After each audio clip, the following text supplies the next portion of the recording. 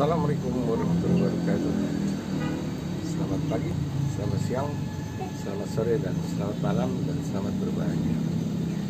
Kembali lagi bertemu dengan saya, Weda, Mang Ayam, yang selalu mengucapkan. Ya, ngomong-ngomong mengenai pandemi ini, saya udah berapa saat pernah keluar rumah ya. Karena memang saat sekarang ya dikarenakan semua orang menjaga diri untuk tidak terkena virus COVID-19, dan tentunya ini juga membuat kita di dalam hal pembangunan pendidikan agak tersendat, bukan agak tersendat, memang tersendat, di mana hal-hal yang program untuk membuat generasi yang katakannya baik, yang bisa mandiri, punya karakter dan punya pengetahuan yang luas, itu senang, dan ini harus dicarikan jalan keluarnya. Dan tentunya jalan keluar ini sangat sulit. Kita tidak bisa katakan bahwa ini adalah salah siapa, tapi memang tentunya ada juga yang kurang serius dalam menangani pandemi ini, terutama di dalam pendidikan. Nah, dicarikan jalan keluar ini sudah didapat dari mulai pertengahan 2020, dan mungkin diawali di 2020 sudah mulai ada gerakan namanya PJJ, pendidikan jarak jauh, atau dengan sistem daring. Langkah PJJ adalah langkah yang sangat solutif, ya, sangat baik sekali. Cuma perlu juga diketahui atau didapat dampak-dampaknya dan juga kesulitan-kesulitannya untuk mendapatkan program yang lebih baik, karena tentunya setiap program dilaksanakan ada hambatan-hambatan. Hambatan-hambatan yang paling jelas adalah bahwa PJJ ini melahirkan permasalahan baru dalam pendidikan. Walaupun pemerintah sudah demikian rupa melakukan usaha yang sangat maksimal.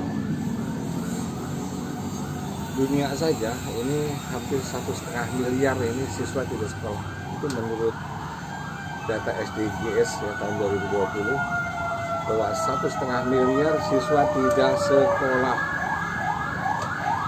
dan 500 juta, sekali lagi 500 juta siswa ini juga tidak bisa ngikutin PJJ, termasuk di Indonesia.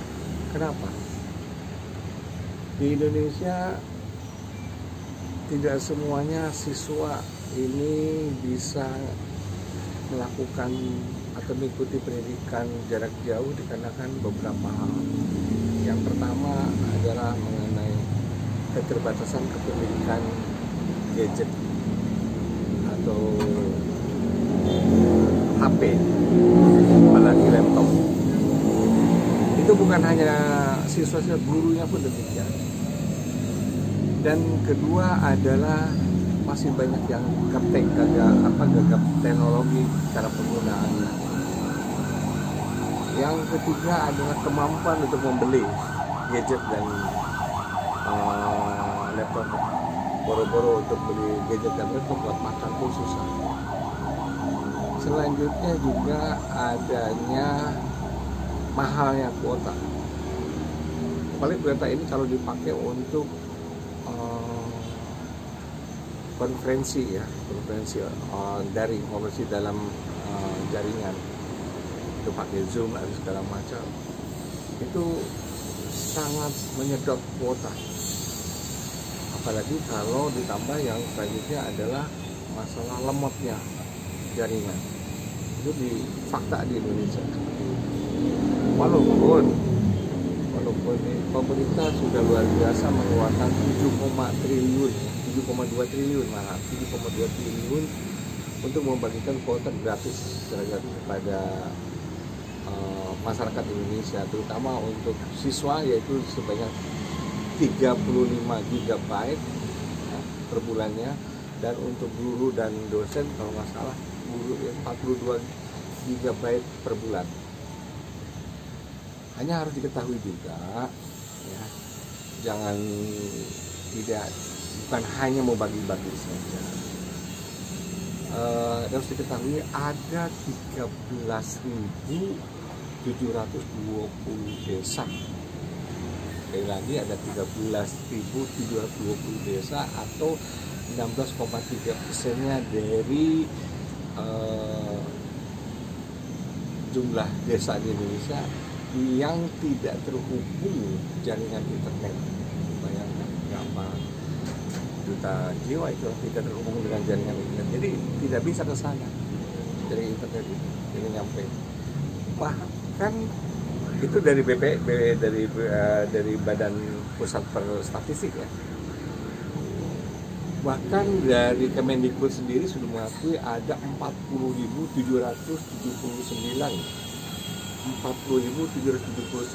atau 18%-nya SD dan menengah tidak memiliki jaringan internet. Jadi lebih banyak data dari Kemendikbud. Dan yang lebih celakanya lagi